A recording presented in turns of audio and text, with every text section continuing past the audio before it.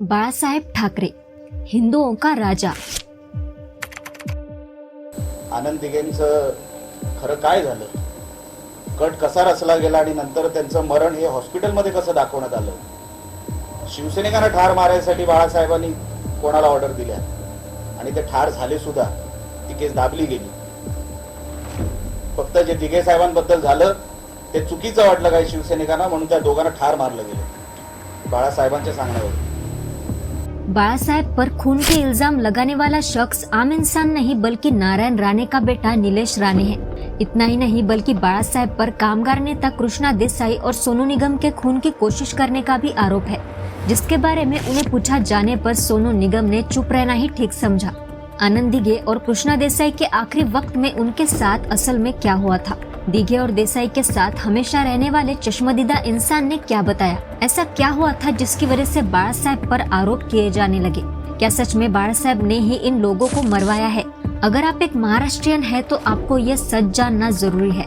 ये बात है 1970 की, जब बाळासाहेब पर पहले खून का आरोप लगा था। जिस इंसान का खून करने का आरोप उन पर लगा था वो है कृष्णा देसाई। कृष्णा देसाई 1970 के दशक के कामगार नेता थे। वो कोकण के संगमेश्वर से नौकरी के इरादे से मुंबई आए थे। उसके बाद उन्होंने क्रांतिकारी नाम का पक्ष भी स्थापन किया। साथ ही वो कामगार संगठन भी चलाते थे। इसी संगठन के कुछ लोग 6 जून को मुंबई आने वाले थे। संगठन के कुछ काम के चलते कृष्णा देसाई मुंबई में मौजूद ललित मिल में काम के इरादे से आते हैं। वो ललित मिल में काम कर रहे होते हैं, तभी कुछ लोग उन्हें बाहर बुलाने आते हैं। फिर कृष्णा देसाई बाहर आके देखते हैं तो उन्हें हर तरफ अंधेरा छाया हुआ दिखता है। स्ट्रीट लाइट्स भी मानो जानबूझकर बंद कर दी गई थी। वो कुछ सोचते उसके पहले ही कुछ लोग उन पर वार करने लगे। जख्मी होने के बावजूद भी वो 10-12 कदम चल के गए और वही उन्होंने अपना दम तोड़ दिया। अब इस पूरी घटना में बाळासाहेब का नाम कैसे आया ये जानते हैं। कॉमरेड कृष्णा देसाई के अंतिम यात्रा को सैकड़ों लोग आए थे। हुआ यूं कि अंतिम यात्रा के दौरान शोक सभा में यशवंतराव चव्हाण ने बताया कि इस हत्या के पीछे बाळासाहेब ठाकरे और वसंतराव नाईक का हाथ है। वसंतराव नाईक उस वक्त के तत्कालीन मुख्यमंत्री थे। इस विषय के बारे में मराठी लेखक आचार्य अत्रे ने मराठा वृत्तपत्र में एक लेख भी लिखा था कि इस खून के पीछे बाळासाहेब का हाथ है। फिर बाळासाहेब ने इन आरोपों को देख एक पत्रक जारी किया। इस पत्रक में उन्होंने जो लिखा था वो क्लियरली बताता है कि उनका इस घटना में हाथ है भी या नहीं। लेकिन ये जानने से पहले जिस दूसरे खून का आरोप उन पर लगा था वो हादसा कैसे हुआ ये जानते हैं। आनंद दिघे का मृत्यु 26 अगस्त 2001 को हुआ था। इनको ठाणे का बाळासाहेब ठाकरे भी कहा जाता है। साथ ही वो ठाणे के शिवसेना के सीनियर लीडर थे।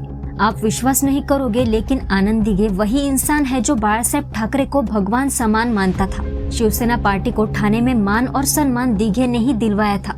फिर कैसे कोई इंसान उसी शख्स को मार सकता है जो उसे इतना चाहता था। दरअसल हुआ यूं कि 24 अगस्त 2001 को आनंद दिघे का रोड एक्सीडेंट होता है। इस एक्सीडेंट के चलते उनका एक पैर हल्का सा फ्रैक्चर होता है। उसके बाद उन्हें तुरंत ही ठाणे के सिंघानिया हॉस्पिटल में एडमिट किया जाता है। फिर 26 अगस्त को उनके पैर का ऑपरेशन होता है। लेकिन बताया जाता है कि थोड़ी देर बाद ही दिघे को राज ठाकरे मिलने आए थे। मिलने के बाद राज ठाकरे थोड़ी दूर जाते ही ठीक 7:15 को दिघे को पहला हार्ट अटैक आता है और उसके 10 मिनट बाद उन्हें दूसरा हार्ट अटैक भी आता है और उसी वक्त दिघे की मौत हो जाती है। ठाणे में ही क्या पूरे महाराष्ट्र में दिघे के बेहद चाहने वाले थे। दिघे की मौत के बाद उनके चाहने वालों ने सिंघानिया हॉस्पिटल को पूरी तरह से जला दिया। वैसे जलाने से पहले लोगों को तो बाहर निकाला गया था, लेकिन इसमें एक 6 महीने का बच्चा और एक 65 साल के बूढ़े इंसान की मौत हो जाती है, क्योंकि वेंटिलेटर के चलते लोग इन्हें बाहर नहीं निकाल पाए। कुछ लोग कह रहे थे कि हॉस्पिटल की लापरवाही की वजह से दिघे की जान गई है और कुछ लोग इनका खून हुआ है ऐसी आशंका जता रहे थे, क्योंकि राज ठाकरे दिघे की मौत के थोड़ी देर पहले ही उनसे मिलने आए थे।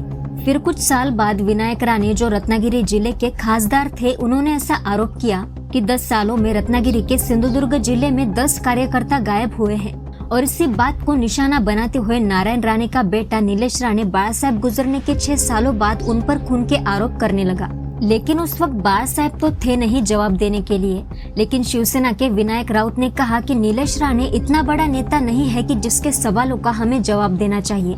यानी ये आरोप अगर नारायण राणे ने किए होते तो हम उनको बताते।